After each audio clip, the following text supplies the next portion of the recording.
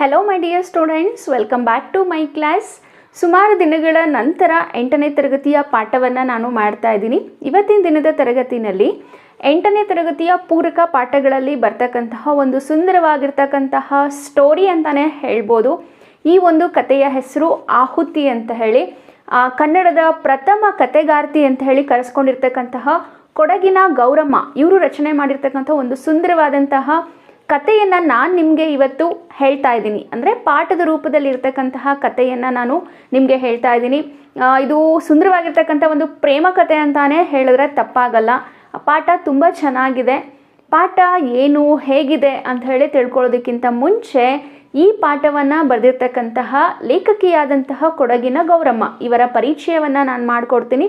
ಅದಕ್ಕಿಂತ ಮುಂಚೆ ಯಾರೆಲ್ಲ ವಿಡಿಯೋವನ್ನು ವೀಕ್ಷಣೆ ಮಾಡ್ತಾ ಇದ್ದೀರೋ ಪ್ಲೀಸ್ ಒಂದು ಲೈಕನ್ನು ಕೊಡಿ. ಹಾಗೆ ನಿಮ್ಮ ಸ್ನೇಹಿತರಿಗೆ ಈ ವಿಡಿಯೋವನ್ನು ಶೇರ್ ಮಾಡಿ. ಹಾಗೆಯೇ ಮೊದಲನೇ ಬಾರಿ ನಮ್ಮ ಚಾನಲನ್ನು ನೋಡ್ತಾ ಇದ್ದರೆ ಪ್ಲೀಸ್ ಸಬ್ಸ್ಕ್ರೈಬ್ ಮಾಡಿ ಅಂತೇಳಿ ಹೇಳ್ತಾ ಬನ್ನಿ ಈಗ ಕೊಡಗಿನ ಗೌರಮ್ಮ ಇವರ ಕಿರು ಪರಿಚಯವನ್ನು ತಿಳಿದುಕೊಳ್ಳೋಣ. ಪೂರಕ ಪಾಠ 3 ಆಹುತಿ. ಕೊಡಗಿನ ಗೌರಮ್ಮ. ಕೃತಿಕಾರರ ಪರಿಚಯ. ಕೊಡಗಿನ ಗೌರಮ್ಮನವರು ಕನ್ನಡದ ಪ್ರಥಮ ಕಥೆಗಾರ್ತಿ ಎಂದು ಹೆಸರಾಗಿದ್ದಾರೆ. ಇವರು 1912 ಮಾರ್ಚ್ 3ರಂದು ಮಡಿಕೇರಿಯಲ್ಲಿ ಜನಿಸಿದರು.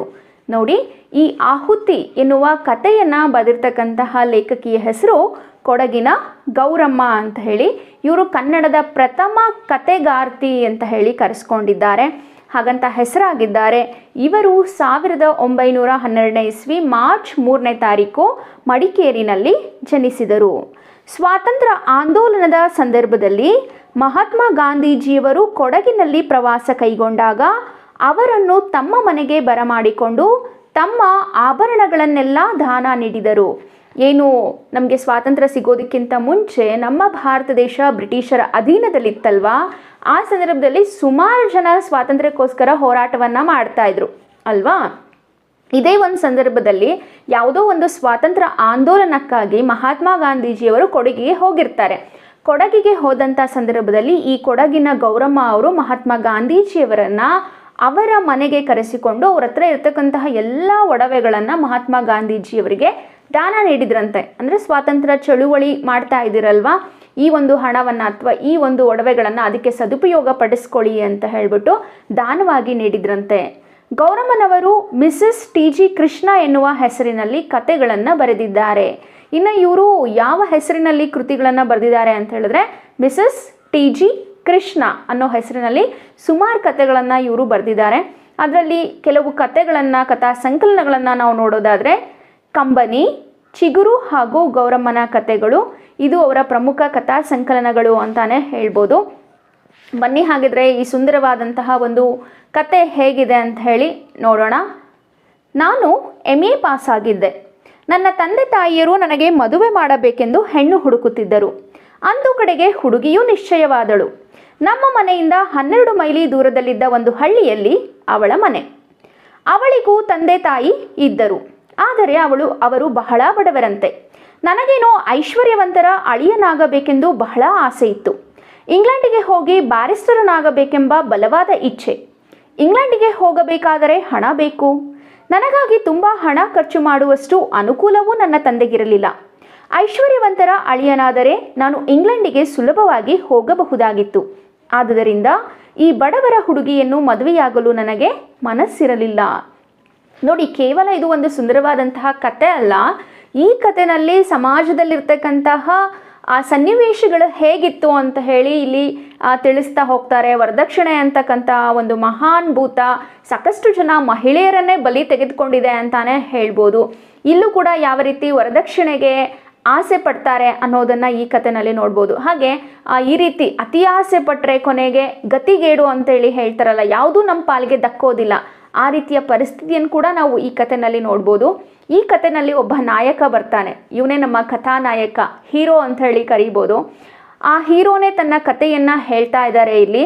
ಹೀರೋ ಅಂದರೆ ನಮ್ಮ ನಾಯಕ, ಈ ಕಥೆಯ ನಾಯಕ MAಯನ್ನು ಪಾಸಾಗಿದ್ರಂತೆ. MA ಅಂದರೆ ಮಾಸ್ಟರ್ ಆಫ್ ಆರ್ಟ್ಸ್, ಸ್ನಾತಕೋತ್ತರ ಪದವಿಯನ್ನು ಪಾಸಾಗಿದ್ರು. ಯೂಶಲಿ ತಂದೆ ತಾಯಿಗಳಿಗೆ ಹೆಣ್ಮಕ್ಳಾಗಲಿ ಅಥವಾ ಗಂಡು ಮಕ್ಕಳಾಗಲಿ ಮದುವೆ ವಯಸ್ಸಿಗೆ ಬಂದ ತಕ್ಷಣ ಮದುವೆ ಮಾಡಬೇಕು, ಜವಾಬ್ದಾರಿ ಕಳ್ಕೋಬೇಕು ಅನ್ನೋ ಆಸೆ ಇರುತ್ತಲ್ವಾ. ಅದರಂತೆ ನಮ್ಮ ನಾಯಕನ ತಂದೆ ತಾಯಿಗೂ ಕೂಡ ಮಗನಿಗೆ ಮದುವೆ ಮಾಡಬೇಕು ಅಂತ ಹೇಳಿ ಆಸೆ ಇತ್ತು. ಹಾಗಾಗಿ ಸುಮಾರು ಕಡೆ ಹೆಣ್ಣುಗಳನ್ನು ಹುಡುಕ್ತಾ ಇದ್ರು. ಅಂತೂ ಇಂತೂ ಒಂದು ಹುಡುಗಿಯನ್ನು ಕೂಡ ನಿಶ್ಚಯ ಮಾಡಿದ್ರು. ಅವರ ಮನೆಯಿಂದ, ಅಂದರೆ ಏನು ನಮ್ಮ ನಾಯಕ ಇದ್ನಲ್ವ, ಅವರ ಮನೆಯಿಂದ 12 ಮೈಲಿ ದೂರದಲ್ಲಿರ್ತಕ್ಕಂತಹ ಒಂದು ಚಿಕ್ಕದಾದಂಥ ಹಳ್ಳಿನಲ್ಲಿ ಆ ಹುಡುಗಿಯ ಮನೆ ಇತ್ತು. ಪಾಪ ಆ ಹುಡುಗಿ ಮನೆಯವರು ತುಂಬ ಬಡವರು, ತಂದೆ ತಾಯಿ ಇಬ್ಬರು ಇದ್ದರು. ನನಗೇನೋ ಐಶ್ವರ್ಯವಂತರ ಅಳಿಯನಾಗಬೇಕು ಅಂತ ಆಸೆ. ಆದರೆ ನಮ್ಮ ಹೀರೋ ಏನಿದಾನಲ್ವ, ಅವನಿಗೆ ಶ್ರೀಮಂತರ ಮನೆಯ ಅಳಿಯ ಆಗಬೇಕು ಅಂತ ಆಸೆ ಇತ್ತಂತೆ. ಏನಕ್ಕೆ ಅಂತ ಹೇಳಿದ್ರೆ, ನಮ್ಮ ನಾಯಕನಿಗೆ ಇಂಗ್ಲೆಂಡಿಗೆ ಹೋಗಿ ಬ್ಯಾರಿಸ್ಟರ್ ಆಗಬೇಕು ಅಂತೇಳಿ ಆಸೆ ಇತ್ತು. ಅಂದರೆ ಇಂಗ್ಲೆಂಡ್ಗೆ ಹೋಗಿ LLB ಅಭ್ಯಾಸ ಮಾಡಬೇಕು, ಒಬ್ಬ ದೊಡ್ಡ ಲಾಯರ್ ಆಗಬೇಕು, ಬ್ಯಾರಿಸ್ಟರ್ ಆಗಬೇಕು ಅಂತ ಹೇಳಿ ಆಸೆ ಇತ್ತು. ಆದರೆ ನಮ್ಮ ನಾಯಕನ ತಂದೆ ತಾಯಿ ಅವರು ಕೂಡ ಬಡ ಕುಟುಂಬದವರಾಗಿದ್ದರಿಂದ ಬ್ಯಾರಿಸ್ಟರ್ ಓದಿಸೋಕೆ, ಇಂಗ್ಲೆಂಡಿಗೆ ಕಳ್ಸೋಕ್ಕೆ ಎಷ್ಟು ಹಣ ಬೇಕೋ ಅಷ್ಟು ಹಣ ಅವ್ರ ಹತ್ರ ಇರಲಿಲ್ಲ. ಹಾಗಾಗಿ ಇವನೇನು ಆಸೆ ಪಡ್ತಾ ಇದ್ದ, ಅಟ್ಲೀಸ್ಟ್ ಶ್ರೀಮಂತರ ಮನೆಯ ಹುಡುಗಿಯನ್ನು ನಾನು ಮದುವೆ ಆದರೆ ಅವರೇ ಓದಿಸ್ತಾರೆ ಅಂಥೇಳಿ ಇವನು ಆಸೆ ಪಡ್ತಾ ಇದ್ದ. ಹಾಗಾಗಿ ಯಾವಾಗಲೂ ಏನು ಅನ್ಕೋತಾ ಇದ್ದ, ನಾನು ಬಡವ್ರ ಮನೆ ಹುಡುಗಿಯನ್ನು ಮದುವೆ ಆಗಬಾರ್ದು, ಶ್ರೀಮಂತರ ಮನೆ ಹುಡುಗಿನ ಮದುವೆ ಆಗಬೇಕು ಅಂಥೇಳಿ ಇವನ ಮನಸ್ಸಿನಲ್ಲಿ ಯಾವಾಗಲೂ ಕೂಡ ಆಸೆ ಇತ್ತು. ನನ್ನ ತಂಗಿ ವಿಜಯ, ಆಕೆಯನ್ನು ನಾನು ವಿ ಎಂದು ಕರೆಯುತ್ತಿದ್ದೆ. ಆಕೆ, ಅಣ್ಣ, ಆ ಹುಡುಗಿಯನ್ನು ಮದುವೆಯಾಗಲು ಒಪ್ಪಿಗೆಯೇ ಎಂದು ಅಪ್ಪ ಕೇಳಿದರೆ ಏನು ಎನ್ನುತ್ತಿ ಎಂದಳು. ನಾನೆಂದೆ, ನಾನು ಅವಳನ್ನು ನೋಡಿಯೇ ಇಲ್ಲ, ನಾನು ಏನೆಂದು ಉತ್ತರ ಕೊಡಲಿ? ಆಗ ವಿಜಯ ಅಂದಳು, ಅಣ್ಣ, ನಾನು ಅವಳನ್ನು ನೋಡಿರುವೆ. ಅವಳು ಎಲ್ಲ ಥರದಲ್ಲೂ ನಿನಗೆ ಯೋಗ್ಯಳಾಗಿದ್ದಾಳೆ. ಓದು ಬರಹ ಗೊತ್ತಿದೆ, ನೋಡುವುದಕ್ಕೆ ಅತಿ ಚೆಲುವೆ. ನಾನಾಗ ಕೇಳಿದೆ, ವರದಕ್ಷಿಣೆ ಎಷ್ಟು ಕೊಡುತ್ತಾರೆ? ಈಗ ನಂತರ ಇಲ್ಲಿ ನಮ್ಮ ನಾಯಕ ಅವರ ತಂಗಿ ಬಗ್ಗೆ ಹೇಳ್ತಾ ಇದ್ದಾರೆ ನೋಡಿ. ನಾಯಕನ ತಂಗಿಯ ಹೆಸರು ವಿಜಯ ಅಂಥೇಳಿ. ಪ್ರೀತಿಯಿಂದ ಮನೆಯಲ್ಲಿ ಏನಂತ ಕರೀತಾ ಇರ್ತಾರೆ, ವಿ ಅಂತ ಹೇಳಿ ಕರೀತಾ ಇರ್ತಾರೆ. ಅದರಲ್ಲೂ ನಮ್ಮ ನಾಯಕ ಆಕೆಯನ್ನು ವಿ ಅಂತ ಹೇಳಿ ಶಾರ್ಟ್ ಆಗಿ ಕರೀತಾ ಇರ್ತಾರೆ. ತಂಗಿ ಇಲ್ಲಿ ಅಣ್ಣನಿಗೆ ಪ್ರಶ್ನೆಯನ್ನು ಮಾಡ್ತಾ ಇದ್ದಾಳೆ, ಅಣ್ಣ, ಅಪ್ಪ ಏನಾದರೂ ಆ ಹುಡುಗಿಯನ್ನು ನಿನಗೆ ಮದುವೆ ಆಗೋದಕ್ಕೆ ಒಪ್ಪಿಗೆ ಇದೆಯಾ ಅಂತ ಹೇಳಿ ಕೇಳಿದ್ರೆ ಏನು ಹೇಳ್ತೀಯಾ ಅಣ್ಣ ಅಂತ ಹೇಳಿ ಕೇಳಿದ್ಲು. ಅದಕ್ಕೆ ನಾಯಕ ಏನು ಹೇಳ್ತಿದ್ದಾನೆ, ನಾನು ಅವಳನ್ನು ನೋಡಿಯೇ ಇಲ್ಲ, ಆ ಹುಡುಗಿ ಹೇಗಿದ್ದಾಳೆ, ಹೇಗೆ, ನಾನು ಒಂದ್ಸರಿ ಕೂಡ ಆ ಹುಡುಗಿನ ನೋಡಿಲ್ಲ, ಏನಂತ ಉತ್ತರಿಸ್ಲಿ ನಾನು ಅಪ್ಪನ ಹತ್ರ ಅಂತ ಹೇಳಿ ನಾಯಕ ಹೇಳ್ದ. ಅದಕ್ಕೆ ನೋಡಿ ಇಲ್ಲಿ ವಿಜಯ ಏನಂತ ಹೇಳ್ತಿದ್ದಾಳೆ ಅಂದರೆ, ಇವಳು ಆ ಹುಡುಗಿನ ನೋಡಿದ್ಲು. ಹಾಗಾಗಿ ಅಣ್ಣ, ನಾನು ಆ ಹುಡುಗಿನ ನೋಡಿದ್ದೀನಿ, ತುಂಬ ಚೆನ್ನಾಗಿದ್ದಾಳೆ ಆ ಹುಡುಗಿ, ಎಲ್ಲ ಥರದಲ್ಲೂ ನಿನಗೆ ಹೇಳಿ ಮಾಡಿಸಿದಂತಹ ಜೋಡಿ, ಓದೋದು ಬರೆಯೋದು ಎಲ್ಲ ಗೊತ್ತಿದೆ ಅವಳಿಗೆ, ನೋಡೋದಕ್ಕೂ ಕೂಡ ತುಂಬಾ ಸುಂದರವಾಗಿದ್ದಾಳೆ, ಅತಿಯಾದಂತಹ ಚಲುವೆ ಅಂತ ಹೇಳಿ ಆ ಹುಡುಗಿಯ ವರ್ಣನೆಯನ್ನು ಮಾಡೋದಕ್ಕೆ ಶುರು ಮಾಡ್ತಾಳೆ. ಯಾರು? ನಾಯಕನ ತಂಗಿ ವಿಜಯ.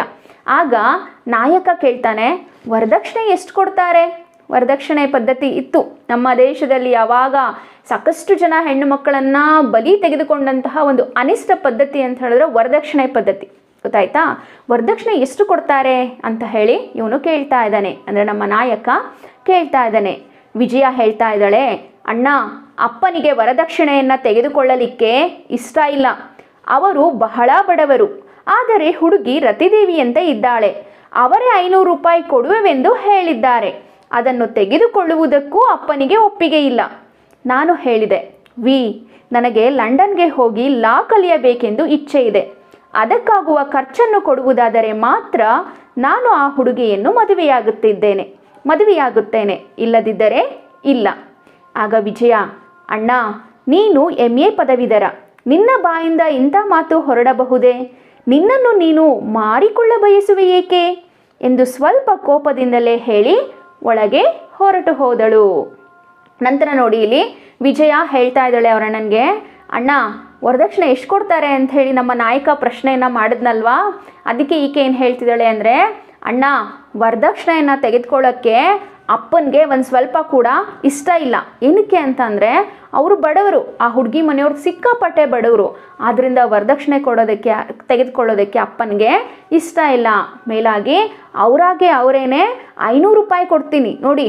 500 ರೂಪಾಯಿ ಅಂದರೆ ಅಯ್ಯೋ ಆಫ್ಟರ್ ಆಲ್ 500 ರೂಪಾಯಿನ ಅಂತ ಅನಿಸ್ಬೋದು, ಬಟ್ ಅವಾಗಿನ ಕಾಲಕ್ಕೆ ಅದೇ ಒಂದು ದೊಡ್ಡ ಮೊತ್ತದ ಹಣ. 500 ರೂಪಾಯಿ ಕೊಡ್ತೀವಿ ಅಂತ ಹೇಳಿದ್ರು ಕೂಡ ಅಪ್ಪನಿಗೆ ಅದನ್ನು ತೆಗೆದುಕೊಳ್ಳೋದಕ್ಕೆ ಇಷ್ಟ ಇಲ್ಲ ಅಣ್ಣ.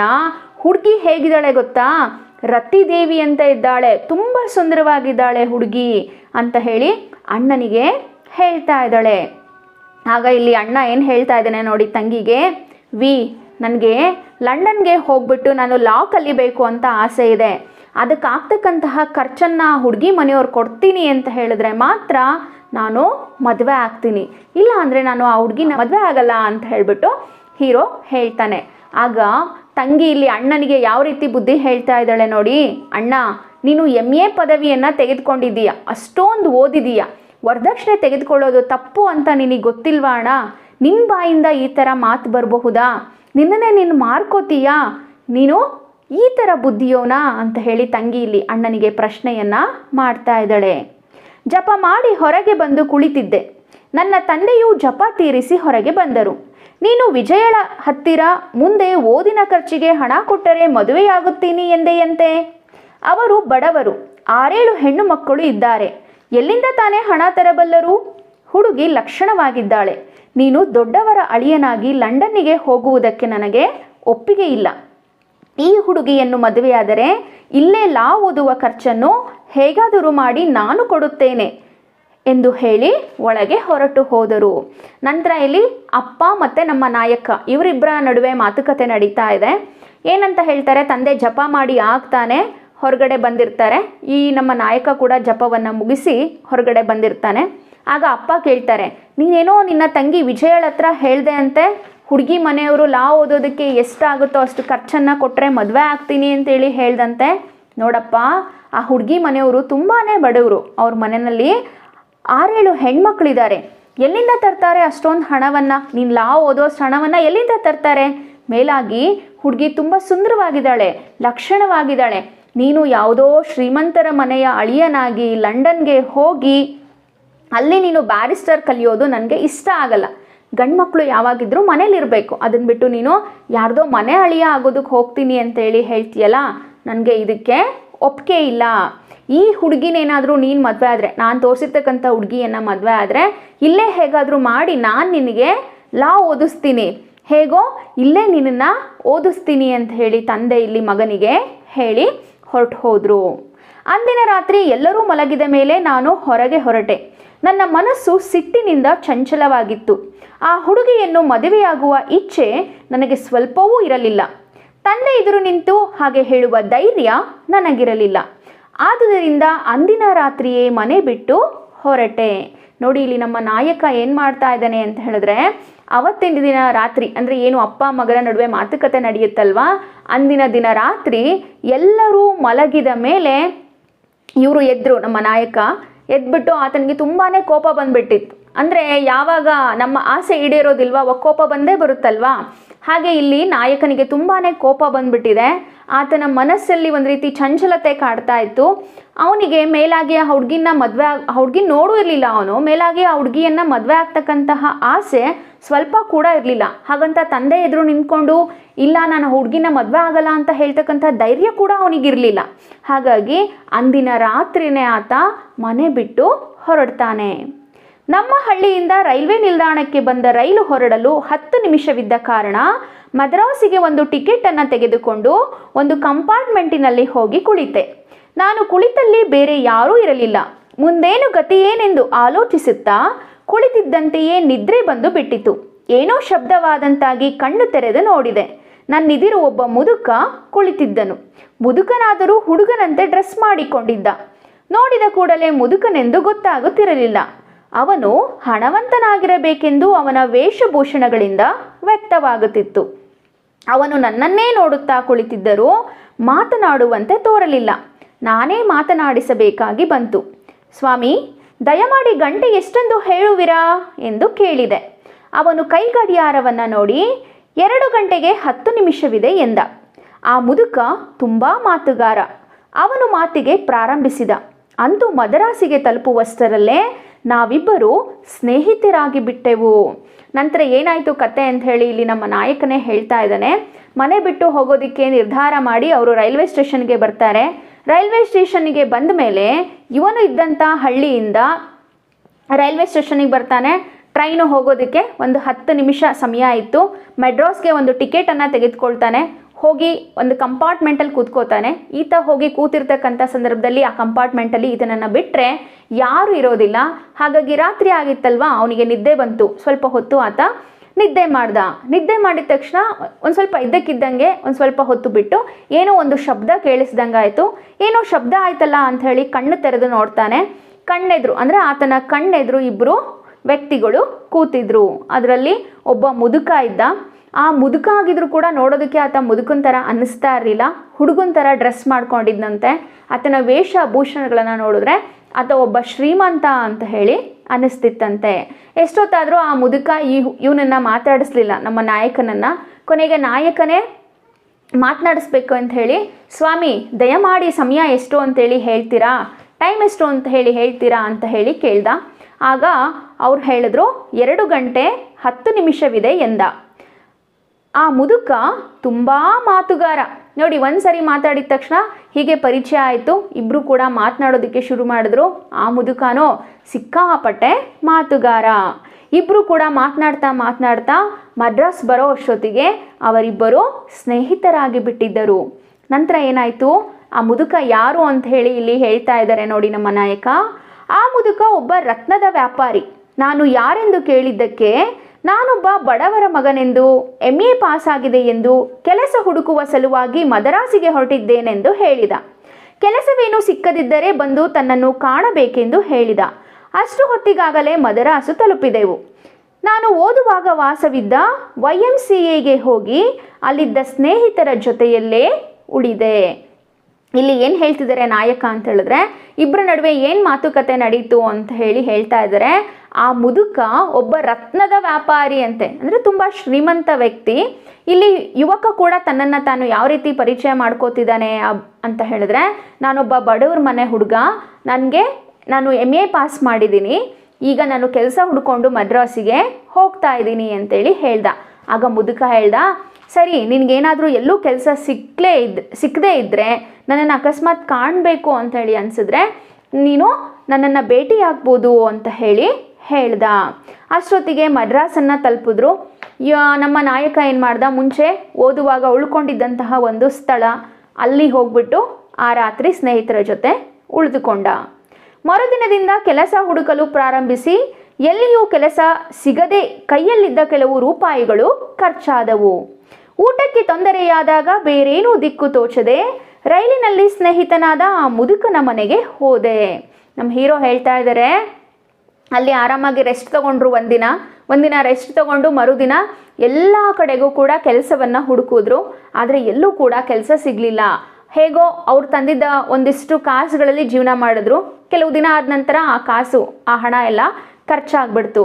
ಆಗ ಈ ಯುವಕನ ತಲೆಗೆ ಅಥವಾ ನಮ್ಮ ಹೀರೋ ತಲೆಗೆ ಹೊಡೆದಿದ್ಯಾರು, ಟ್ರೈನಿನಲ್ಲಿ ಪರಿಚಯ ಆದಂತಹ ಆ ಮುದುಕನ ಹತ್ರನೇ ಹೋಗಿ ಸಹಾಯವನ್ನು ಕೇಳೋಣ ಅಂತ ಹೇಳಿ ಆ ಮುದುಕನ ಮನೆಗೆ ಹೋಗ್ತಾರೆ. ನಂತರ ಏನಾಯಿತು, ದೇವರ ದಯೆಯಿಂದ ಅವರು ಮನೆಯಲ್ಲಿದ್ದರು. ಮಾತುಕತೆಯ ಬಳಿಕ ಕೆಲಸ ಸಿಗಲಿಲ್ಲವೆಂದವನಿಗೆ ಗೊತ್ತಾಯಿತು. ಅವನಿಗೊಬ್ಬ ಮಗಳು, ದೂರ ಸಂಬಂಧದ ಸೊಸೆಯೂ ಇದ್ದರು. ಅವರಿಬ್ಬರಿಗೂ ಪಾಠ ಹೇಳಿಕೊಡಲು ಆಗುತ್ತದೆಯೇ ಎಂದು ನನ್ನನ್ನು ಕೇಳಿದ. ಏನೂ ಕೆಲಸವಿಲ್ಲದ ನನಗೆ ಅದೇ ಬಲು ದೊಡ್ಡ ಕೆಲಸವಾಯಿತು. ಮರುದಿನದಿಂದ ಪಾಠ ಹೇಳಲು ಉಪಕ್ರಮಿಸಿದೆ. ಮಗಳ ಹೆಸರು ಸೀತೆ, ಶಾಂತಿ ಎಂದು ಸೊಸೆಯ ಹೆಸರು. ಮುದುಕನ ಮನೆಗೆ ಬಂದ. ದೇವ್ರ ದಯೆಯಿಂದ ಆ ಮುದುಕ ಮನೆಯಲ್ಲೇ ಇದ್ದರು. ಇಬ್ಬರು ಮಾತುಕತೆ ಆಡ್ತಾ ಇರ್ತಾರೆ. ಮಾತುಕತೆ ಆಡುವಾಗ ಗೊತ್ತಾಗುತ್ತೆ, ಯುವಕ ಎಲ್ಲ ಕಡೆ ಹುಡುಕಿದ್ದಾನೆ, ಆದರೆ ಅವನಿಗೆ ಕೆಲಸ ಸಿಕ್ಕಿಲ್ಲ ಅಂತ ಹೇಳಿ ಗೊತ್ತಾಗುತ್ತೆ. ಆಗ ಆ ಮುದುಕ ಏನಂತ ಹೇಳ್ತಾನೆ, ನಿನಗೇನು ಅಭ್ಯಂತರ ಇಲ್ಲ ಅಂತ ಹೇಳಿದ್ರೆ ನಮ್ಮ ಮನೆಯಲ್ಲಿ ಇಬ್ಬರು ಹೆಣ್ಮಕ್ಳಿದ್ದಾರೆ, ಅವರಿಗೆ ನೀನು ಪಾಠ ಹೇಳ್ಕೊಡ್ಬೋದು ಅಂತ ಹೇಳಿ ಹೇಳ್ತಾನೆ. ಇವನಿಗೂ ಪಾಪ ಕೆಲಸ ಇರಲಿಲ್ಲ ಅಲ್ವಾ, ಈಗ ಸಿಕ್ಕಿರೋದೇ ದೊಡ್ಡ ಕೆಲಸ ಅಂತ ಅಂದ್ಕೊಂಡು ಆ ಹೆಣ್ಣು ಮಕ್ಕಳಿಗೆ ಪಾಠ ಹೇಳ್ಕೊಡೋದಕ್ಕೆ ಒಪ್ಕೋತಾನೆ.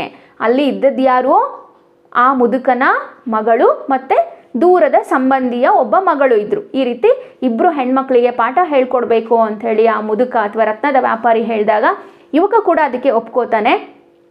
ಒಪ್ಕೊಂಡ ನಂತರ ಏನಾಯಿತು ಅಂತ ಹೇಳಿದ್ರೆ, ಮರುದಿನದಿಂದ ಪಾಠವನ್ನು ಹೇಳೋದಕ್ಕೆ ನಮ್ಮ ಹೀರೋ, ನಮ್ಮ ನಾಯಕ ಆ ಮುದುಕನ ಮನೆಗೆ ಹೋಗೋದಕ್ಕೆ ಶುರು ಮಾಡ್ತಾನೆ. ಆ ಮುದುಕನಿಗೆ ಒಬ್ಬಳು ಮಗಳಿದ್ಲಲ್ವಾ, ಅವಳ ಹೆಸರು ಸೀತೆ. ಹಾಗೆಯೇ ಇನ್ನೊಂದು ಹುಡುಗಿ ಇದ್ಲು, ದೂರದ ಸಂಬಂಧಿ, ಅವಳ ಹೆಸರು ಏನು, ಶಾಂತಿ ಅಂತ ಹೇಳಿ. ನಾನು ಪಾಠ ಹೇಳಲು ಮೊದಲು ಮಾಡಿ 6 ತಿಂಗಳುಗಳು ಸಂದಿದ್ದವು. ಹುಡುಗಿಯರಿಬ್ಬರು ಚೆನ್ನಾಗಿಯೇ ಪಾಠ ಕಲಿಯುತ್ತಿದ್ದರು. ಆದರೆ ಶಾಂತಿಯಷ್ಟು ಚುರುಕಾಗಿ ಸೀತೆ ಕಲಿಯುತ್ತಿರಲಿಲ್ಲ. ಶಾಂತಿಯ ಸೌಂದರ್ಯವನ್ನಾವರಿಸಿದ್ದ ದುಃಖ, ವಿದ್ಯೆಗಳಲ್ಲಿ ಅವಳಿಗಿದ್ದ ಅಭಿರುಚಿ, ಮಿತವಾದ ಮಾತು ಇವೆಲ್ಲವೂ ಸೇರಿ ನನ್ನ ಮನಸ್ಸನ್ನು ಅವಳೆಡೆಗೆ ಎಳೆಯತೊಡಗಿದವು. ನೋಡಿ, ನಾಯಕ ಈಗಾಗಲೇ ಪಾಠವನ್ನು ಹೇಳ್ಕೊಡೋದಕ್ಕೆ ಶುರು ಮಾಡಿ ಎಷ್ಟು ತಿಂಗಳುಗಳಾಗಿದೆ? ಹತ್ತತ್ರ 6 ತಿಂಗಳಾಗ್ಬಿಟ್ಟಿದೆ. ಹುಡುಗಿರಿಬ್ಬರು ಕೂಡ ಚೆನ್ನಾಗೇ ಪಾಠ ಕಲಿತಾ ಇದ್ರು. ಆದರೆ ಆ ಮುದುಕನ ದೂರದ ಸಂಬಂಧಿ ಶಾಂತಿ ಅಂತ ಇದ್ಲಲ್ವಾ, ಆ ಶಾಂತಿಯಷ್ಟು ಚುರುಕಾಗಿ ಮುದುಕನ ಮಗಳಾದಂತಹ ಸೀತೆ ಪಾಠನ ಕಲಿತಾ ಇರಲಿಲ್ಲ. ಹಾಗೆಯೇ ಆ ಮುದುಕನ ಸಂಬಂಧಿ ಏನಿದ್ಲಲ್ವ ಶಾಂತಿ, ಅವಳು ನೋಡೋದಕ್ಕೂ ಅಷ್ಟೇ ತುಂಬ ಸೌಂದರ್ಯವತಿಯಾಗಿದ್ಲು, ನೋಡೋದಕ್ಕೆ ತುಂಬಾ ಚೆನ್ನಾಗಿದ್ಲು. ಹಾಗೆಯೇ ಆ ಸೌಂದರ್ಯವನ್ನು ಆವರಿಸಿದಂತಹ ದುಃಖ ಅವಳ ಮನಸ್ಸಿನಲ್ಲಿತ್ತು. ಏನದು? ಬಡತನ. ಆ ಬಡತನದ ದುಃಖ ಅವಳಲ್ಲಿತ್ತು. ಹಾಗೆಯೇ ವಿದ್ಯೆಯ ಮೇಲೆ ಅವಳಿಗಿದ್ದಂತಹ ಅಭಿರುಚಿ, ತುಂಬ ಕಡಿಮೆ ಮಾತಾಡ್ತಿದ್ಲು, ಮಿತವಾದಂತಹ ಮಾತನಾಡ್ತಾ ಇದ್ಲು. ಅವಳ ಗುಣ, ಅವಳ ನಡತೆ, ಅವಳ ಸೌಂದರ್ಯ ಇದನ್ನೆಲ್ಲ ನೋಡಿ ದಿನೇ ದಿನೇ ನಮ್ಮ ನಾಯಕನಿಗೆ ಶಾಂತಿಯ ಮೇಲೆ ಮನಸ್ಸಾಯಿತು. ಈತನ ಮನಸ್ಸು ಅವಳ ಕಡೆಗೆ ಎಳೆಯತೊಡಗಿತು. ಅವಳ ತಂದೆ ತಾಯಿಯರು ಅಷ್ಟೇನೂ ಅನುಕೂಲಸ್ಥರಾಗಿರಲಿಲ್ಲ. ಮಗಳ ಮದುವೆಗೆ ಬಹಳ ಪ್ರಯತ್ನ ಮಾಡುತ್ತಿದ್ದರು. ಬಡತನದ ದೆಸೆಯಿಂದ ವರದಕ್ಷಿಣೆ ಕೊಡಲಾರದೆ ಇನ್ನೂ ಮದುವೆಯಾಗಿರಲಿಲ್ಲ. ನನಗಂತೂ ಯಾವಾಗಲೂ ಶಾಂತಿಯ ಜಪವೇ ಆಯಿತು. ನಾಯಕ ಕತೆ ಹೇಳ್ತಿದ್ದಾನೆ. ಆ ಹುಡುಗಿ ಏನಿದ್ದಾಳಲ್ವ ಶಾಂತಿ, ಅವರ ತಂದೆ ತಾಯಿ ತುಂಬಾ ಬಡವರು. ಮದುವೆ ವಯಸ್ಸಿಗೆ ಶಾಂತಿ ಬಂದಿದ್ರು ಕೂಡ ಹಣವನ್ನು ಅಂದರೆ ವರದಕ್ಷಿಣೆಯನ್ನು ಕೊಟ್ಟು ಮದುವೆ ಮಾಡ್ತಕ್ಕಂತಹ ಸ್ಥಿತಿನಲ್ಲಿ ಅವರು ಇರಲಿಲ್ಲ. ಹೀಗಾಗಿ ಅವಳ ಮದುವೆ ನಿಧಾನ ಆಗ್ತಾನೇ ಇತ್ತು. ಇದೇ ಸಂದರ್ಭದಲ್ಲಿ ಏನಾಯಿತು, ನಮ್ಮ ನಾಯಕನಿಗೆ ಯಾವಾಗಲೂ ಕೂಡ ಶಾಂತಿಯ ಜಪವೇ ಆಯಿತು. ಅಂದರೆ ಯಾವಾಗಲೂ ಕೂಡ ಶಾಂತಿ ಅವನನ್ನು ಕಾಡ್ತಾನೆ ಇದ್ಲು. ಅವಳನ್ನು ಮದುವೆಯಾಗಬೇಕು ಎನಿಸಿತು. ಅವಳನ್ನು ಮದುವೆಯಾದರೆ ಲಂಡನ್ನಿಗೆ ಹೋಗಲಾಗುತ್ತಿರಲಿಲ್ಲ. ಆದುದರಿಂದ ಅವರನ್ನು ಮರೆಯಲು ಪ್ರಯತ್ನಿಸತೊಡಗಿದೆ. ನೋಡಿ, ಒಂದು ಕಡೆ ಪ್ರೀತಿ, ಇನ್ನೊಂದು ಕಡೆ ಹಣದ ಮೇಲಿನ ವ್ಯಾಮೋಹ. ಮದುವೆ ಆಗಬೇಕು ಅಂತ ಇಷ್ಟ ಇತ್ತು, ಬಟ್ ಏನಂತ ಇಲ್ಲಿ ನಾಯಕ ಯೋಚನೆ ಮಾಡ್ತಾ ಇದ್ದಾನೆ, ನಾನೇನಾದರೂ ಬಡವರ ಹುಡುಗಿಯಾಗಿರ್ತಕ್ಕಂಥ ಶಾಂತಿಯನ್ನು ಮದುವೆ ಆದರೆ ನನ್ನನ್ನು ಇಂಗ್ಲೆಂಡಿಗೆ ಕಳಿಸೋರು ಯಾರು ಅನ್ನೋದನ್ನು ಯೋಚನೆ ಮಾಡ್ದ. ಹಾಗಾಗಿ ನಿಧಾನವಾಗಿ ಶಾಂತಿಯನ್ನು ಮರೆಯೋದಕ್ಕೆ ಪ್ರಯತ್ನ ಮಾಡ್ದ. ಎಷ್ಟೋ ಸಾರಿ ಅವಳ ತಂದೆ ನನ್ನನ್ನು ಹಾಸ್ಯಕ್ಕಾಗಿ ಅಳಿಯ ಎಂದು ಕರೆಯುತ್ತಿದ್ದರು. ಎಷ್ಟೆಷ್ಟು ಪ್ರಯತ್ನಿಸಿದರೂ ಅವಳ ಸದ್ಗುಣಗಳು ನನ್ನ ಮನಸ್ಸನ್ನು ಅವಳೆಡೆಗೆ ಎಳೆಯತೊಡಗಿದವು. ನಾನು ಸೀತೆಯನ್ನು ಮದುವೆಯಾಗಬಹುದಾಗಿತ್ತು. ಎಷ್ಟೋ ಸಾರಿ ಅವಳ ತಂದೆ ನನ್ನನ್ನು ಹಾಸ್ಯಕ್ಕಾಗಿ ಅಳಿಯ ಎಂದು ಕರೆಯುತ್ತಿದ್ದರು. ನಾನು ಅವರ ಅಳಿಯನಾದರೆ ಲಂಡನ್ನಿಗೆ ಹೋಗಬಹುದಾಗಿತ್ತು. ಆದರೆ ಎಂದಿನಿಂದ ಶಾಂತಿಯನ್ನು ಪ್ರೀತಿಸತೊಡಗಿದೆನೋ ಅಂದಿನಿಂದ ಹಣಕ್ಕಾಗಿ ಪ್ರೇಮವನ್ನು ಬಲಿ ಕೊಡಬಾರದೆಂದು ನನ್ನ ಮನಸ್ಸು ಹೇಳುತ್ತಲಿತ್ತು. ನೋಡಿ, ಶಾಂತಿಯನ್ನು ಎಷ್ಟೇ ಮರೆಯೋದಕ್ಕೆ ಪ್ರಯತ್ನ ಪಟ್ಟರೂ ಕೂಡ ಇಲ್ಲಿ ನಮ್ಮ ನಾಯಕನ ಕೈನಲ್ಲಿ ಶಾಂತಿಯನ್ನು ಮರೆಯೋದಕ್ಕೆ ಆಗ್ತಾನೆ ಇರಲಿಲ್ಲ. ದಿನದಿನಕ್ಕೂ ಅವಳ ಮೇಲಿನ ಪ್ರೀತಿ ಹೆಚ್ಚಾಗ್ತಾ ಇತ್ತು. ಈ ಮುದುಕನ ಮಗಳೇನಿದ್ಲಲ್ವ ಸೀತೆ, ಅವರು ಶ್ರೀಮಂತರು. ಅವಳನ್ನೇ ಇವನು ಆ ಸೀತೆಯನ್ನೇ ನಮ್ಮ ನಾಯಕ ಮದುವೆ ಆಗ್ಬೋದಿತ್ತು. ಎಷ್ಟೋ ಸಾರಿ ಆ ಮುದುಕ ತಮಾಷೆಗೆ ಅಂತ ಹೇಳಿ ನಮ್ಮ ನಾಯಕನನ್ನೇ ಅಳಿಯ ಅಂತ ಹೇಳಿ ಕರೀತಾ ಇದ್ರಂತೆ. ಒಂದು ಮಾತು ಕೇಳಿದರೆ ಸೀತೆಯನ್ನೇ ಮದುವೆ ಮಾಡಿಕೊಡ್ತಾ ಇದ್ರು. ಆದರೆ ಶಾಂತಿಯ ಮೇಲೆ ಇದ್ದಂತಹ ಪ್ರೀತಿ ಸೀತೆ ಮೇಲೆ ಇರಲಿಲ್ಲ. ಅವನಿಗೆ ಆ ರೀತಿಯ ಭಾವನೆ ಇರಲಿಲ್ಲ. ಯಾವಾಗ ನಮ್ಮ ನಾಯಕ ಶಾಂತಿಯನ್ನು ಪ್ರೀತಿಸೋದಕ್ಕೆ ಶುರು ಮಾಡಿದ್ನೋ ಆವಾಗಿನಿಂದ ಆತನ ಮನಸ್ಸಿನಲ್ಲಿ ಒಂದು ಹೊಸ ಭಾವನೆ ಹುಟ್ಟಿತು. ಏನು ಅಂತ ಹೇಳಿದ್ರೆ, ಹಣಕ್ಕೋಸ್ಕರ ನನ್ನ ಪ್ರೀತಿಯನ್ನು ನಾನು ಬಲಿ ಕೊಡಬಾರ್ದು ಅನ್ನೋ ಒಂದು ಭಾವನೆ ಹುಟ್ಕೋತು. ಅವನ ಮನಸ್ಸು ಯಾವಾಗಲೂ ಆ ರೀತಿ ಹೇಳ್ತಾ ಇತ್ತಂತೆ. 9 ಗಂಟೆಯಾಗಿತ್ತು. ನಾನು ಪಾಠದ ಕೋಣೆಯಲ್ಲಿ ಕುಳಿತು ನನ್ನ ಶಿಷ್ಯರಿಬ್ಬರನ್ನು ಎದುರು ನೋಡುತ್ತಿದ್ದೆ. ಬಾಗಿಲ ತೆರೆದ ಶಬ್ದವಾಯಿತು. ತೆರೆದ ಬಾಗಿಲಿನಿಂದ ಒಳಗೆ ಹೊಕ್ಕಳು ಸೀತೆ. ಶಾಂತಿಯ ಸುಳಿವಿಲ್ಲ. ಅವಳನ್ನು ಕಾಣದೆ ಮನಸ್ಸಿಗೆ ವಿಷಾದವಾಯಿತು. ಆದರೆ ಕೇಳುವ ಮೊದಲೇ ಅವಳೇ, ನೋಡಿ ಮೇಷ್ಟ್ರೆ, ನಿನ್ನೆ ರಾತ್ರಿಯೇ ಶಾಂತಿಯ ತಂದೆ ಬಂದು ಅವಳನ್ನು ಊರಿಗೆ ಕರೆದುಕೊಂಡು ಹೋದರು. ಯಾಕೆಂತ ಗೊತ್ತಿದೆಯೇ? ಮದುವೆಗೆ ಎಂದಳು. ನೋಡಿ, ಇಲ್ಲಿ ಮತ್ತೆ ನಾಯಕನೇ ಕಥೆಯನ್ನು ಮುಂದುವರಿಸ್ತಾ ಇದ್ದಾನೆ. 9 ಗಂಟೆ ಆಗಿರುತ್ತೆ. ಪಾಠದ ಕೋಣೆಯಲ್ಲಿ ನಮ್ಮ ನಾಯಕ ಕೂತ್ಕೊಂಡು ಆ ಇಬ್ಬರು ಹುಡುಗಿಯರಿಗೆ ಪಾಠ ಹೇಳ್ಕೊಡೋದಕ್ಕೆ ಅಂಥೇಳಿ ಕಾಯ್ತಾ ಇರ್ತಾನೆ. ಸುಮಾರು ಹೊತ್ತಾಗುತ್ತೆ, ಆದರೆ ಬಾಗಿಲನ್ನು ತೆಗೆದ ಶಬ್ದ ಆಗುತ್ತೆ. ನಂತರ ಸೀತೆ ಒಬ್ಬಳೇನೆ ಆ ಕೊಠಡಿಯೊಳಗಡೆ ಬರ್ತಾಳೆ. ಆದರೆ ಶಾಂತಿ ಬರೋದಿಲ್ಲ. ಶಾಂತಿಯನ್ನು ಕಾಣದೆ ಅವನ ಮನಸ್ಸಿಗೆ ಒಂಥರ ವಿಷಾದ ಅಂತ ಹೇಳಿ ಅನಿಸುತ್ತೆ. ಇವನು ಶಾಂತಿ ಎಲ್ಲಿ ಅಂತ ಹೇಳಿ ಕೇಳೋದಕ್ಕಿಂತ ಮುಂಚೆನೇ ತುಂಬಾ ಮಾತಾಡ್ತಾ ಇದ್ಲು ಅಲ್ವಾ ಸೀತೆ. ಹಾಗಾಗಿ ಅವಳೇ ಹೇಳಿಬಿಟ್ಲು, ನೋಡಿ ಮೇಷ್ಟ್ರೆ, ನಿನ್ನೆ ರಾತ್ರಿನೇ ಶಾಂತಿಯ ತಂದೆ ಬಂದು ಅವಳನ್ನ ಊರಿಗೆ ಕರ್ಕೊಂಡು ಹೋಗ್ಬಿಟ್ರು. ಏನಕ್ಕೆ ಅಂತ ಗೊತ್ತಾ? ಅವಳು ಮದುವೆ ಅಂತೆ, ಅವಳಿಗೆ ಮದುವೆ ಮಾಡ್ತಾರಂತೆ, ಅದಕ್ಕೆ ಕರ್ಕೊಂಡು ಹೋದ್ರು ಅಂತ ಹೇಳಿ ಸೀತೆ ನಮ್ಮ ನಾಯಕನಿಗೆ ಹೇಳಿದ್ಲು. ಆಗ ನನಗೆ ತಿಳಿಯಿತು, ಶಾಂತಿ ಇಲ್ಲದೆ ನಾನು ಬದುಕಲಾರೆನೆಂದು. ಮೊದಲೇ ಅವಳ ತಂದೆ ತಾಯಿಯರನ್ನು ಕೇಳದಿದ್ದುದಕ್ಕಾಗಿ ನನ್ನನ್ನು ನಾನೇ ಹಳಿದುಕೊಂಡೆ. ಹಣದಾಸೆಯಿಂದ ನನ್ನ ಜೀವನವನ್ನು ನಾನೇ ಮಣ್ಣುಗೂಡಿಸಿಕೊಂಡ ಮೇಲೆ ಗೊತ್ತಾಯಿತು. ಯಾವಾಗ ಶಾಂತಿಗೆ ಮದುವೆ ಆಗ್ತಿದೆ ಅಂತ ಗೊತ್ತಾದ ಮೇಲೆ ನಮ್ಮ ನಾಯಕನಿಗೆ ಅವಳ ಮೇಲೆ ಇರ್ತಕ್ಕಂತಹ ಪ್ರೀತಿ ಇನ್ನೂ ಜಾಸ್ತಿ ಆಯಿತು. ಆಗ ಆತ ಅನ್ಕೋತಿದ್ದಾನೆ, ಅಯ್ಯೋ ನಾನೇ ಮೊದಲು ಶಾಂತಿಯ ತಂದೆ ತಾಯಿಯನ್ನು ಕೇಳಬಾರ್ದಿತ್ತಾ, ನಾನು ನಿಮ್ಮ ಮಗಳನ್ನ ಮದುವೆ ಆಗ್ತೀನಿ ಅಂತ ಹೇಳಿ ಅವ್ರು ನನಗೆ ಮದುವೆ ಮಾಡಿಕೊಡ್ತಾ ಇದ್ರು. ನನ್ನ ಹಣದ ಆಸೆಯಿಂದ ನಾನೇ ನನ್ನ ಜೀವನವನ್ನು ಮಣ್ಣು ಮಾಡ್ಕೊಂಡ್ಬಿಟ್ನಲ್ಲ ಅಂತ ಹೇಳಿ ಬೇಜಾರು ಮಾಡ್ಕೋತಾ ಇದ್ದಾನೆ. ಹಾಗೆಯೇ ಶಾಂತಿ ವಿಹೀನ ಪ್ರಪಂಚದಲ್ಲಿ ಜೀವಿಸುವುದು ಅಸಾಧ್ಯವೆಂದು ಶಾಂತಿಯನ್ನು ಕಳೆದುಕೊಂಡು ಅಂದಿನ ದಿನವನ್ನೆಲ್ಲ ಅಶಾಂತಿಯಲ್ಲಿ ಕಳೆದನು. ಶಾಂತಿ ಇಲ್ಲ, ಇನ್ಮೇಲೆ ಅವಳು ನೋಡೋಕ್ಕಾಗಲ್ಲ, ಅವಳಿಗೆ ಮದುವೆ ಆಗ್ತಿದೆ ಅಂತ ಹೇಳಿ ಗೊತ್ತಾದ ಮೇಲಂತೂ ನಮ್ಮ ನಾಯಕನ ಮನಸ್ಸಿಗೆ ತುಂಬಾ ಬೇಜಾರಾಗ್ಬಿಡ್ತು. ಅವತ್ತಿನ ದಿನ ಆತನಿಗೆ ಏನರಲ್ಲೂ ಕೂಡ ಆಸಕ್ತಿ ಇರಲಿಲ್ಲ. ಆ ದಿನ ಆತನಿಗೆ ಅಶಾಂತಿಯ ರೂಪದಲ್ಲಿ ಕಾಡುತ್ತೆ. ಮರುದಿನ ಪಾಠದ ಹೊತ್ತಿನಲ್ಲಿ ಸೀತೆ ನನಗೊಂದು ಕಾಗದ ತೋರಿಸಿದಳು. ಶಾಂತಿಯ ಕಾಗದವನ್ನು ಓದಿದೆ. ವರದಕ್ಷಿಣೆಯನ್ನು ಕೊಡಲಾರದ ತಂದೆ ತಾಯಿಯರು 4 ಜನ ಮೊಮ್ಮಕ್ಕಳಿರುವ ಮುದುಕನನ್ನು ಮದುವೆಯಾಗಲಾರದೆ ಆತ್ಮಹತ್ಯೆ ಮಾಡಿಕೊಂಡದ್ದನ್ನು ಓದಿ ಶಾಂತಿಯಂತಹ ಸ್ವರ್ಣ ಪುತ್ಥಳಿಯನ್ನು ಕೊಡುವುದೂ ಅಲ್ಲದೆ ಅವಳೊಡನೆ ವರದಕ್ಷಿಣೆಯನ್ನು ಕೊಡಬೇಕೆಂದು ಕೇಳಿದ ನೀಚನನ್ನು ಶಪಿಸಿದೆ. ಹಿಂದೊಂದು ಬಾರಿ ತಾನು ಬಡವರ ಮನೆಯ ಹುಡುಗಿಯನ್ನು ಮದುವೆಯಾಗಲು ತಿರಸ್ಕರಿಸಿದ್ದು ದುಃಖದ ಬರದಲ್ಲಿ ಮರೆತೇ ಹೋಗಿತ್ತು. ವಿಧಿಯನ್ನು ದೂರುವ ಬದಲು ನಾನೇ ನನ್ನ ದುರಾಸೆಯನ್ನು ಬಿಟ್ಟು ಶಾಂತಿಯನ್ನು ಮದುವೆಯಾಗಿದ್ದರೆ ಆ ಮುದ್ದು ಬಾಲೆ ಈಗ ಸುಖವಾಗಿರುತ್ತಿದ್ದಳು. ನನ್ನ ತಪ್ಪಿಗಾಗಿ ನನ್ನನ್ನು ನಾನೇ ಜರಿದುಕೊಂಡೆ. ವರದಕ್ಷಿಣೆ ಎಂಬ ಪಿಶಾಚಿಯು ಅದೆಷ್ಟು ಸುಕುಮಾರಿಯರನ್ನು ಬಲಿ ತೆಗೆದುಕೊಳ್ಳುವುದು ದೇವರೇ ಬಲ್ಲ. ಆದರೆ ನನ್ನ ಶಾಂತಿಯನ್ನು ಅದು ಬಲಿ ತೆಗೆದುಕೊಂಡ ಮೇಲೆ ನನಗದರ ನಿಜ ಸ್ವರೂಪ ಗೊತ್ತಾಯಿತು. ನೋಡಿ, ಇಲ್ಲಿ ಕತೆ ಇಲ್ಲಿ ಇನ್ನೊಂದು ತಿರುವನ್ನೇ ತೆಗೆದುಕೊಳ್ತಾ ಇದೆ. ಏನು ಅಂತ ಹೇಳಿದ್ರೆ, ಮರುದಿನ ಪಾಠದ ಹೊತ್ತಾಯಿತು. ಸೀತೆ ಬಂದು ಮೇಷ್ಟ್ರ ಕೈಗೆ ಒಂದು ಕಾಗದವನ್ನು ಕೊಡ್ತಾ ಇದ್ದಾಳೆ. ಆ ಕಾಗದದಲ್ಲಿ ಶಾಂತಿ ಏನು ಬರೆದಿದ್ದಾಳೆ ನೋಡಿ, ವರದಕ್ಷಿಣೆಯನ್ನು ಕೊಡಲಾಗ್ದೇನೆ, ಅಂದರೆ ಶಾಂತಿಯ ತಂದೆ ತಾಯಿ ವರದಕ್ಷಿಣೆ ಕೊಡೋದಕ್ಕಾಗ್ದೇನೆ 4 ಜನ ಮೊಮ್ಮಕ್ಕಳಿರ್ತಕ್ಕಂತಹ ಒಬ್ಬ ಮುದುಕನನ್ನು ತಂದು ಯಾರ ಜೊತೆ ಮದುವೆ ಮಾಡೋಕೆ ಕೊಟ್ಟಿದ್ದಾರೆ? ಪಾಪ ಸುಂದರಿಯಾದಂತಹ ಶಾಂತಿ ಜೊತೆ ಮದುವೆ ಮಾಡೋದಕ್ಕೆ ಹೋಗ್ತಾ ಇದ್ದಾರೆ. ಆದರೆ ಶಾಂತಿಗೆ ಆ ಮುದುಕನನ್ನು ಮದುವೆ ಆಗೋದಕ್ಕೆ ಇಷ್ಟ ಇಲ್ಲದೇನೆ ಶಾಂತಿ ಆತ್ಮಹತ್ಯೆಯನ್ನು ಮಾಡಿಕೊಂಡಿರ್ತಾಳೆ ಪಾಪ. ಅಂದರೆ ಆಕೆ ಆತ್ಮಹತ್ಯೆ ಮಾಡ್ಕೊಂಡಿರೋದನ್ನು ಓದಿ ಈತನ ನಮ್ಮ ನಾಯಕನ ಮನಸ್ಸಿಗೆ ತುಂಬಾ ಬೇಜಾರಾಗುತ್ತೆ. ಆತ ಮನಸ್ಸಿನಲ್ಲಿ ಅನ್ಕೊತಾನೆ, ಶಾಂತಿಯಂತಹ ಸ್ವರ್ಣ ಪುತ್ಥಳಿ ಅಂದರೆ ಬಂಗಾರದ ಗೊಂಬೆಯಂತಹ ಹುಡುಗಿಯನ್ನು ಕೊಡೋದಲ್ಲದೆ ವರದಕ್ಷಿಣೆ ಬೇರೆ ಕೊಡಬೇಕಾ ಅಂತ ಹೇಳಿ, ಯಾರಪ್ಪ ಅವನು ವರದಕ್ಷಿಣೆ ಕೇಳಿದವನು ಅಂತ ಹೇಳಿ ಆ ನೀಚನನ್ನು ಇವನು ಬೈತಾನೆ, ಅಂದರೆ ಶಪಿಸ್ತಾನೆ. ನೋಡಿ, ನಮ್ಮ ನಾಯಕನಿಗೆ ಹಿಂದೊಂದ್ಸರಿ ಇವನು ಇದೇ ರೀತಿ ವರದಕ್ಷಿಣೆ ಕೇಳಿದ್ದ ಅನ್ನೋದು ಪಾಪ ದುಃಖದ ಬರದಲ್ಲಿ ಮರೆತು ಹೋಗ್ಬಿಟ್ಟಿದೆ.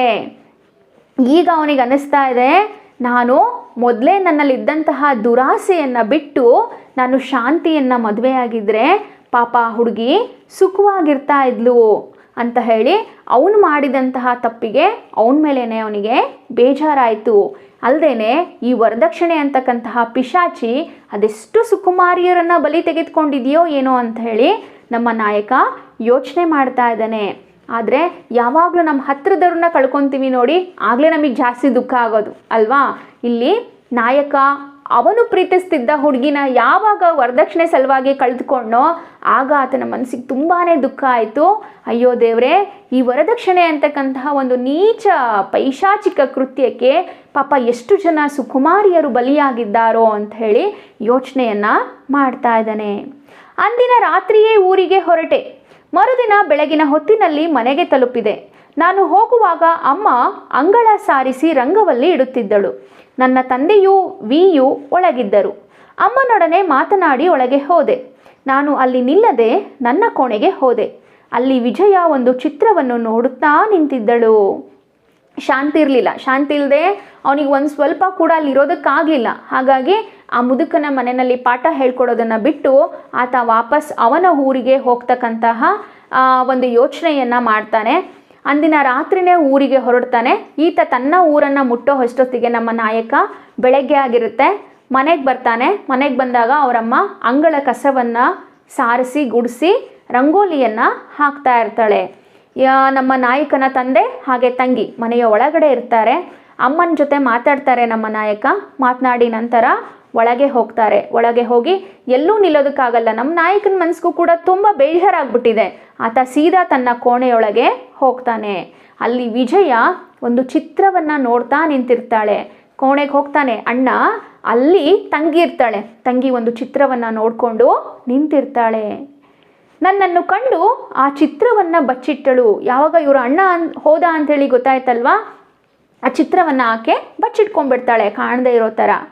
ಆಗವಳು ತಾನು ನೋಡುತ್ತಿದ್ದ ಪೇಪರನ್ನು ನನ್ನೆದುರು ಎಳೆದು ನೋಡುತ್ತಿದ್ದಿದ್ದು ನೀನು ಕೊಂದ ಹುಡುಗಿಯನ್ನು ಎಂದಳು. ಅಣ್ಣ ಬಚ್ಚಿಟ್ಕೊಂಡ್ಮೇಲೆ ಒಂದೆರಡು ನಿಮಿಷ ಆದಮೇಲೆ ಮತ್ತೆ ಅವ್ರ ಅಣ್ಣನ ಎದುರಿಗೆ ತೋರಿಸಿದ್ಲು. ತೋರಿಸ್ಬಿಟ್ಟು ಏನು ಹೇಳ್ತಾ ಇದ್ದಾಳೆ, ನಾನು ಯಾರ ಚಿತ್ರ ನೋಡ್ತಾ ಇದ್ದೆ ಗೊತ್ತಾ ಅಣ್ಣ, ನೀನು ಕೊಂದಲ್ಲ ಹುಡುಗಿ, ಆ ಹುಡುಗಿಯ ಚಿತ್ರವನ್ನು ನಾನು ನೋಡ್ತಾ ಇದ್ದೀನಿ ಅಂಥೇಳಿ ಹೇಳಿದ್ಲು. ಅಣ್ಣನಿಗೆ ಅಥವಾ ನಮ್ಮ ನಾಯಕನಿಗೆ ತುಂಬ ಆಶ್ಚರ್ಯ ಆಯಿತು. ಆಗ ಪತ್ರಿಕೆಯನ್ನು ಆತುರದಿಂದ ತೆಗೆದು ನೋಡಿದೆ. ತುಂಬ ಅರ್ಜೆಂಟಲ್ಲಿ ನ್ಯೂಸ್ ಪೇಪರನ್ನು ತೆಗೆದು ನೋಡ್ತಾರೆ. ಶಾಂತಿಯ ಚಿತ್ರ ಇತ್ತು ಅಲ್ಲಿ. ಅದರ ಕೆಳಗಡೆ ಏನಂತ ಬರೆದಿತ್ತು ಗೊತ್ತಾ, ವರದಕ್ಷಿಣೆಗೆ ಆಹುತಿ ಅಂತ ಹೇಳಿ ಬರೆದಿತ್ತು. ಅಂದರೆ ವರದಕ್ಷಿಣೆಗೆ ಬಲಿಯಾಗಿರ್ತಕ್ಕಂಥ ಹೆಣ್ಣುಮಗಳು ಅಂತ ಹೇಳಿ ಬರೆದಿತ್ತು. ಆಗ ನಮ್ಮ ಹೀರೋ, ನಮ್ಮ ನಾಯಕನಿಗೆ ಗೊತ್ತಾಯಿತು, ಶಾಂತಿಯೇ ನಾನು ಮೊದಲು ಕೈ ಬಿಟ್ಟ ಕನ್ನೆ. ಯಾವಾಗ ನಮ್ಮ ನಾಯಕನ ಅಪ್ಪ ಅಮ್ಮ ಒಂದು ಹುಡುಗಿ ನೋಡಿರ್ತಾರೆ, ತಂಗಿ ಕೂಡ ಕನ್ವಿನ್ಸ್ ಮಾಡಿರ್ತಾಳೆ, ಅಣ್ಣ ಹುಡುಗಿ ತುಂಬ ಚೆನ್ನಾಗಿದ್ದಾಳೆ, ರತಿದೇವಿ ಅಂತ ಇದ್ದಾಳೆ, ಓದೋದಕ್ಕೆ ಬರೆಯೋದಕ್ಕೆಲ್ಲ ಬರುತ್ತಣ್ಣ ಅಂತ ಹೇಳಿರ್ತಾಳೆ ಅಲ್ವಾ. ಆದರೆ ಇವನು ಬಡವ್ರ ಮನೆ ಹುಡುಗಿ ಅಂತ ರಿಜೆಕ್ಟ್ ಮಾಡಿರ್ತಾನೆ. ಆದರೆ ಅವನು ಅಂದು ತಿರಸ್ಕಾರ ಮಾಡಿದ ಹುಡುಗಿ ಮತ್ತಿನ್ಯಾರೂ ಅಲ್ಲ. ಯಾರದು? ಈ ಶಾಂತಿ ಅಂತ ಹೇಳಿ ಅವನಿಗೆ ಗೊತ್ತಾಯಿತು. ಈಗ ಮನಸ್ಸಿಗೆ ತುಂಬ ಬೇಜಾರಾಗ್ತಿದೆ. ಆದರೆ ಏನು ಪ್ರಯೋಜನ ಅಲ್ವಾ? ನಮ್ಮ ನಾಯಕನಿಗೆ ಮೊದಲೇ ವರದಕ್ಷಿಣೆ ಮೇಲೆ ಆಸೆ ಇರಲಿಲ್ಲ ಅಂತ ಹೇಳಿದ್ರೆ ತಂದೆ ತಾಯಿ ನೋಡಿದ ತಕ್ಷಣವೇ ಆ ಹುಡುಗಿಯನ್ನು ಮದುವೆ ಆಗ್ಬೋದಿತ್ತು. ಅಥವಾ ಯಾವಾಗ ತಾನು ಪಾಠ ಹೇಳ್ಕೊಡೋ ಸಂದರ್ಭದಲ್ಲಿ ಶಾಂತಿಯನ್ನು ಪ್ರೀತಿಸಿದ್ನೋ ಆ ಸಂದರ್ಭದಲ್ಲಿ ಮದುವೆ ಆಗ್ಬೋದಿತ್ತು. ಆದರೆ ಆತನ ಒಂದೇ ಒಂದು ಹಣದ ಆಸೆಯಿಂದ ಏನಾಯಿತು, ಒಂದು ಹೆಣ್ಣು ಮಗುವಿನ ಶಾಂತಿಯಂತಹ ಒಂದು ಸುಂದರ ಹುಡುಗಿಯ ಭವಿಷ್ಯವೇ ಹಾಳಾಗಿ ಹೋಯಿತು. ಇದೊಂದೇ ಉದಾಹರಣೆ ಅಲ್ಲ ಮಕ್ಕಳೇ, ನಮ್ಮ ಸುತ್ತಮುತ್ತ ಈ ರೀತಿ ಅನೇಕ ಉದಾಹರಣೆಗಳನ್ನು ನಾವು ನೋಡ್ಬೋದು. ಹಾಗಾಗಿ ವರದಕ್ಷಿಣೆಯನ್ನು ತೆಗೆದುಕೊಳ್ತಕ್ಕಂಥದ್ದು ತುಂಬಾ ದೊಡ್ಡ ಅಪರಾಧ. ಹಾಗೆಯೇ ಕಾನೂನು ರೀತಿಯಲ್ಲೂ ಕೂಡ ಶಿಕ್ಷೆ ಆಗೋದನ್ನು ನಾವು ನೋಡ್ಬೋದು. ಖಂಡಿತ ಈ ಕತೆ ನಿಮ್ಮೆಲ್ರಿಗೂ ಕೂಡ ಇಷ್ಟ ಆಯಿತು ಅಂಥೇಳಿ ಅಂದ್ಕೊಂಡು ಇವತ್ತಿನ ತರಗತಿಯನ್ನು ಮುಗಿಸ್ತಾ ಇದ್ದೀನಿ. Thank you so much for watching. Bye bye.